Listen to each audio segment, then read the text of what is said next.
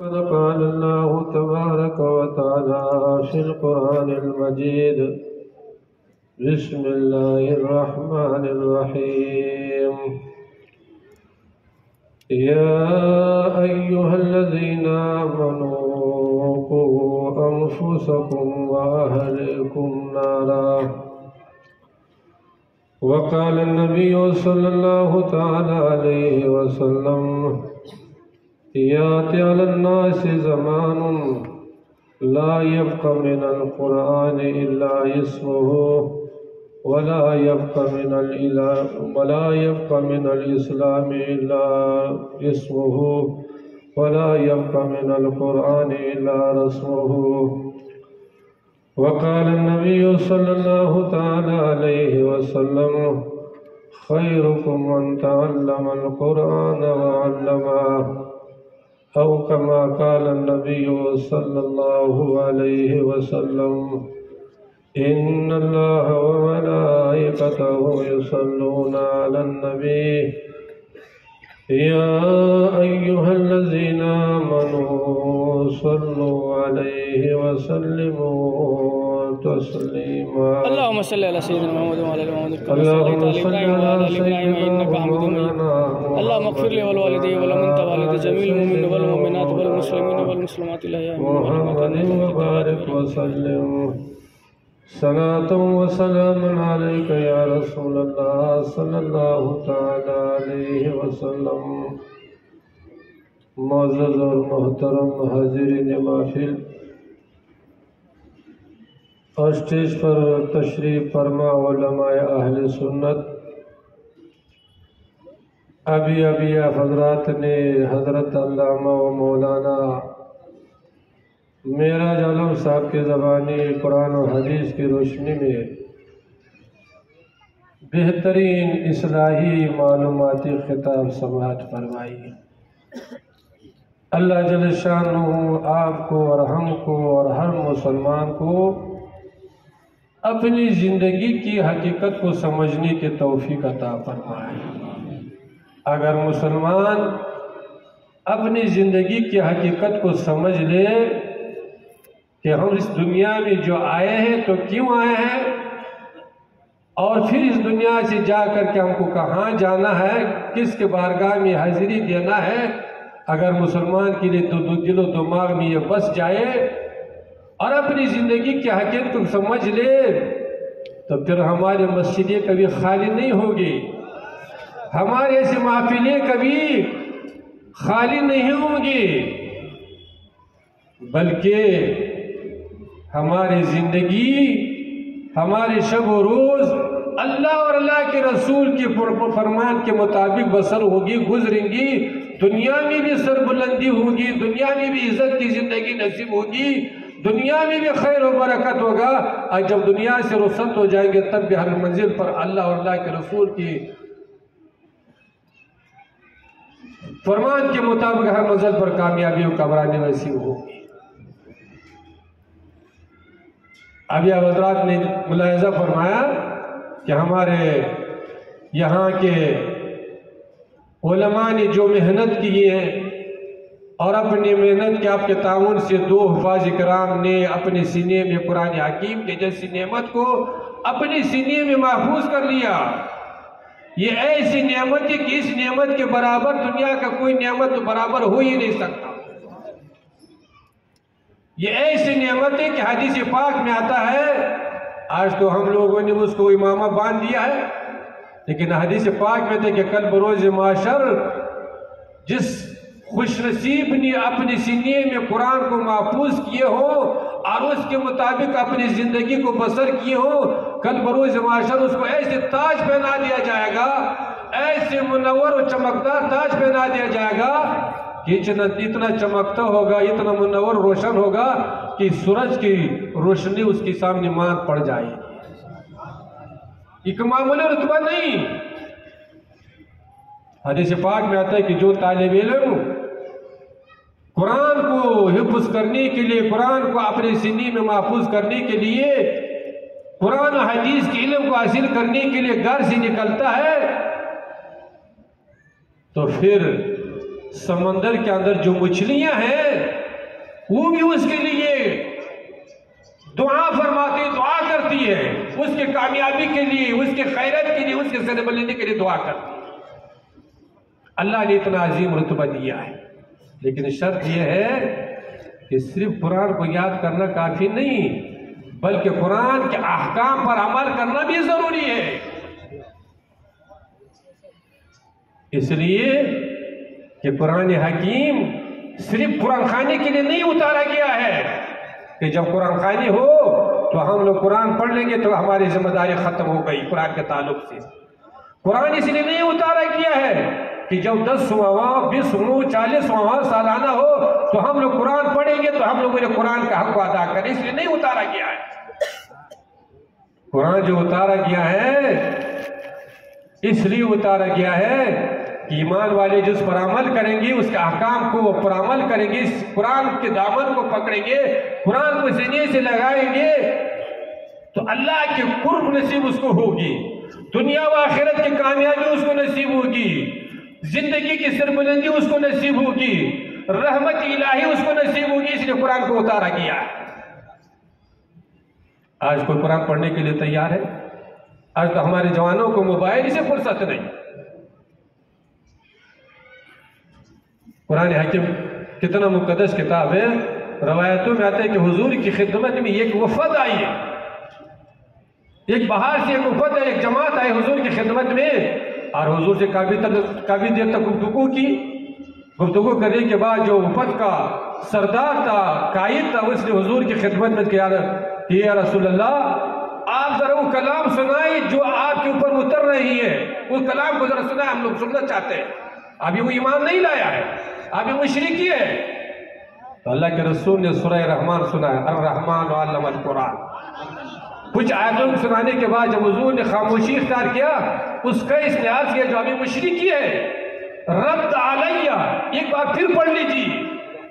حضور نے پھر پڑھ لیا ہے، پھر پڑھنے کے بعد پھر حضور نے خاموشی اختیار کیا، پھر اس مشرک نے جو اس فوت کا، اس وفد کا، اس جماعت کا قائد تھا قیس، پھر عرض کیا کہ یا رسول اللہ ایک بار پھر سنا دیجیے۔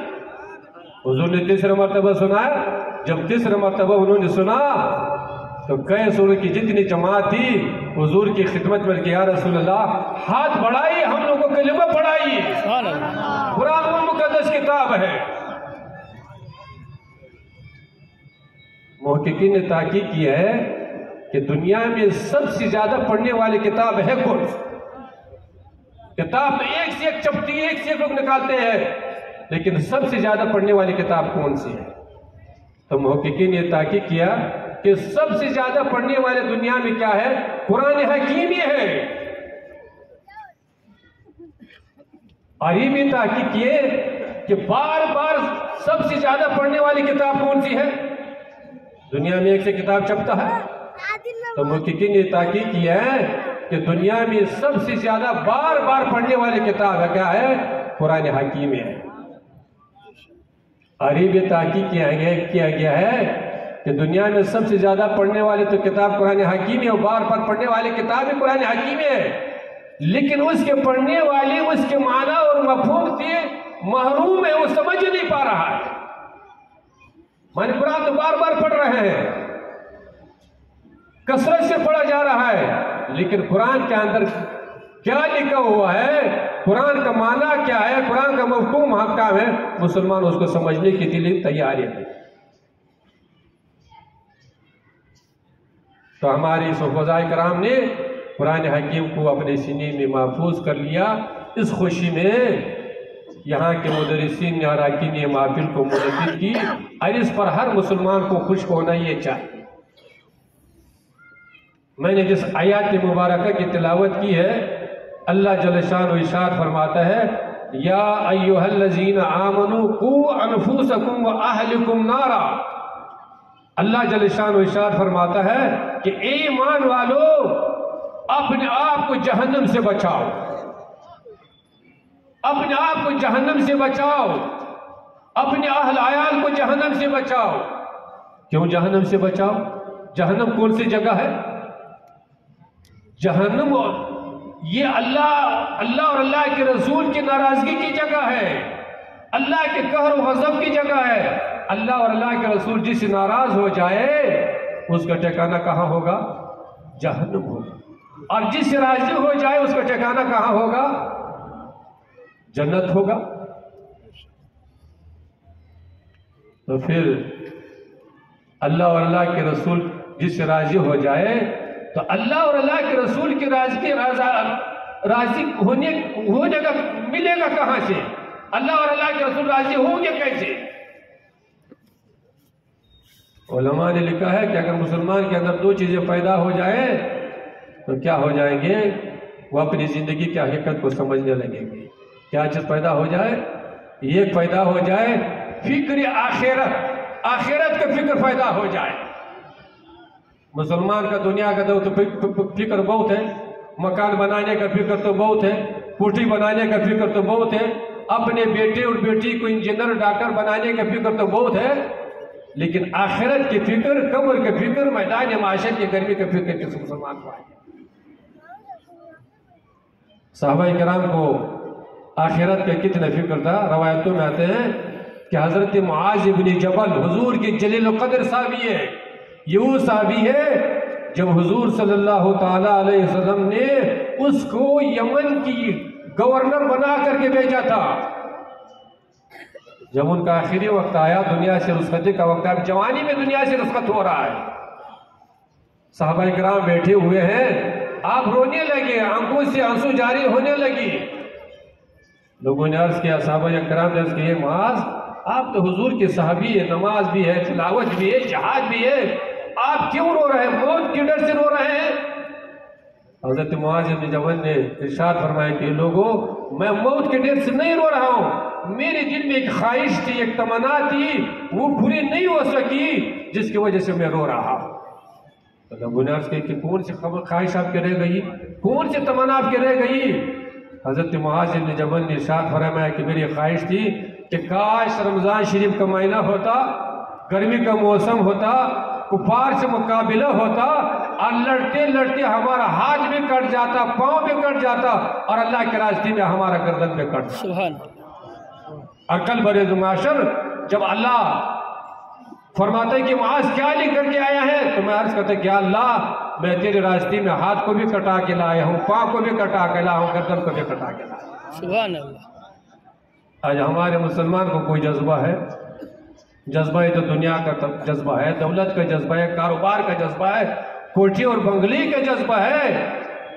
یاد رکھیے، کوٹھی، یہ بنگلہ، دنیا، دولت چند دنوں کے لیے ہے. یہ کوٹھا دنیا میں رہ جائے گا، دولت دنیا میں رہ جائے گا، بیٹا بیٹی دنیا میں رہ جائے گا. جائے گا ساتھ میں کیا جائے گا؟ ایمان ساتھ میں جائے گا، نیک اعمال ساتھ میں جائیں گے. اللہ ہر مسلمان کو ایمان پر خاتمہ نصیب فرمائے، نیک عمل کرتے ہوئے دنیا آمین. اللہم آمین. اللہ جل شان ارشاد فرماتا ہے کہ ایمان والو اپنے آپ کو جہنم سے بچاؤ. اور جہنم کیسی جگہ ہے؟ حدیث پاک میں آتا ہے کہ جہنم کی سب سے ادنا عذاب، سب سے کم ترین عذاب یہ ہوگا کہ جہنمی کو پاؤں میں آگ کا جوتا پہنایا جائے گا. جوتا تو یہاں پہنایا جائے گا، لیکن اس کی گرمی کی وجہ سے اتنا گرم ہوگا کہ جوتا یہاں پہنایا جائے گا، دماغ میں جو مغز ہے وہ ناک اور منہ سے بہا کر کے باہر چلا آئے گا. یہ ادنا سے عذاب. لیکن ہم لوگوں کو اس کا کوئی فکر ہی نہیں. ہم لوگوں نے دنیا کو سب کچھ سمجھ لیا ہے، دنیا کے عیش و عشرت کو سمجھ لیا ہے کہ یہ اصل چیز ہے.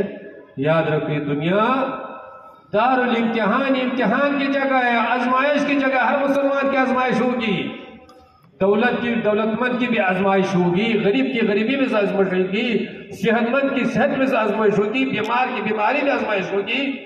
یہ دنیا کیا ہے؟ دار العمل، آزمائش کی جگہ ہے. اللہ جل شانہ ہر مسلمان کو اس آزمائش میں کامیابی عطا فرمائے. تو یہ محفل پاک یہ بچوں کی دستار بندی کے موقع پر منعقد کی گئی ہے. اللہ کے رسول ارشاد فرماتے ہیں خیرکم من تعلم القرآن وعلمہ، کہ تمہیں سب سے بہترین وہی ہے جو کیا کرے؟ خود بھی قرآن کو سیکھے آپ دوسرے کو کیا کریں؟ قرآن سکھائیں، وہ سب سے بہترین ہے۔ اللہ اور اللہ کے رسول کی نزدیک سب سے بہترین کون ہوا؟ جو خود بھی قرآن سیکھو، قرآن پر عمل کرے، اور کیا کرے؟ دوسرے کو بھی کیا کرے؟ قرآن کی تعلیم دے، قرآن کو سکھائے۔ وہ سب سے کیا ہے؟ سب سے بہترین انسان ہے، سب سے کامیاب ترین انسان ہے، اللہ اور اللہ کے رسول کے نزدیک سب سے افضل ترین انسان ہے۔ لیکن آج کا زمانہ جہاں قرآن کی تعلیم ہو رہا ہو، بچے قرآن حاصل کر رہا ہو، ہمارے لوگ اس کو گہری نظر سے دیکھ رہے ہیں، اس کو نیچی نظر سے دیکھ رہے ہیں۔